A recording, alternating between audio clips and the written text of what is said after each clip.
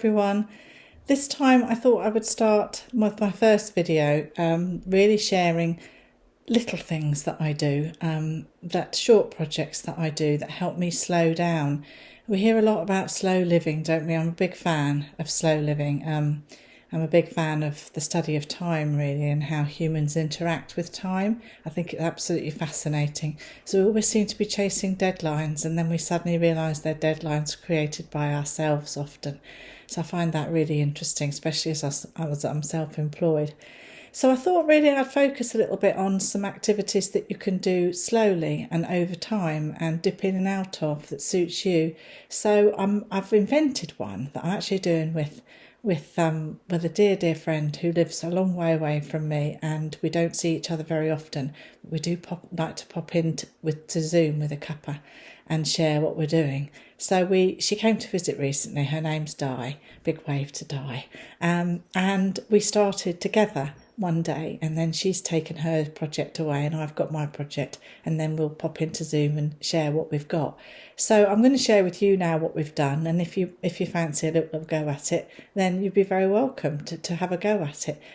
It's really, we see it as our first tool to slow us down. We're both of an age when we're starting to look at retirement, if we're honest, and what life will be like when we're not working quite as hard as we are. We're both self-employed, so it's a big step into retirement. So we thought we would go about this quite slowly, and at the same time investigate what we really mean by slow living and what that means for us.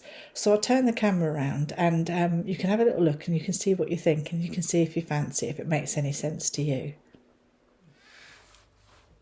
Okay, so you can see that it's a book. It's paper chase. It's about 10 by 10 inches. I've just covered it with a little bit of handmade paper that I had left over.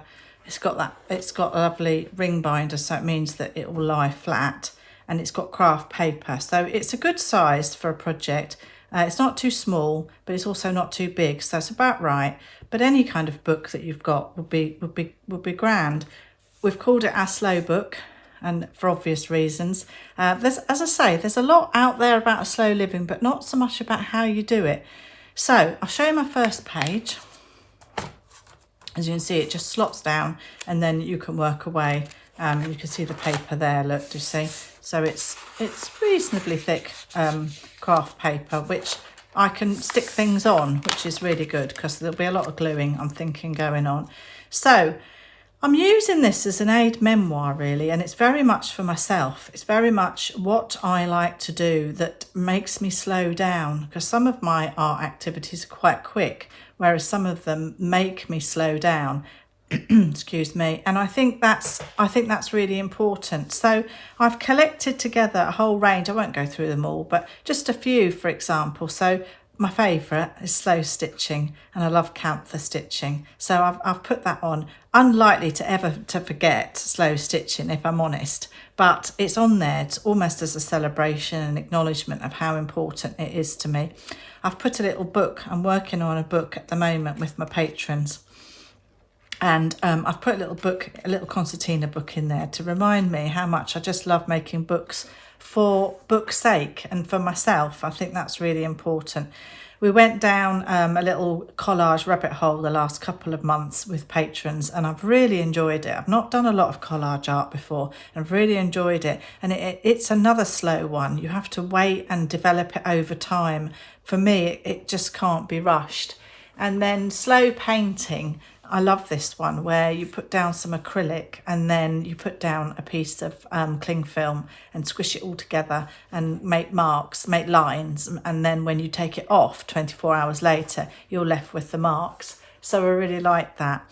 Art journaling is a big one for me. Do a lot of art journaling, love art journaling. I figure things out through my art journaling over time. Paper making, I do love to make my own paper. The process is relatively quick, but you've got to wait for it to dry, so that's important. I haven't got on here eco printing on paper. I do love doing that as well, and again, you've got to wait for that to cook, and you've got to wait for that to dry. It's not a quick process. Writing has become very important, as it will become clearer as the year unfolds, but writing's a big part. But I noticed once I started writing how much I'd neglected reading. My daughter's a big reader and I was always a big reader, but the last few years have been so busy and I've really dropped off reading, so I've picked it back up, and I make a time every day where I read, and not when I go to bed, because if I read when I go to bed I just fall asleep. So I just take some time out, so 20 minutes a day, and just read a book, which is lovely. Printing, I do a lot of printing. I print layers, so you've got to wait for a layer to dry before you can do another one. Flower pressing, I love flower pressing, and again you're waiting, quick process to pop them in the press, but then you've got to wait sometimes as long as 2 weeks for things to fully dry out.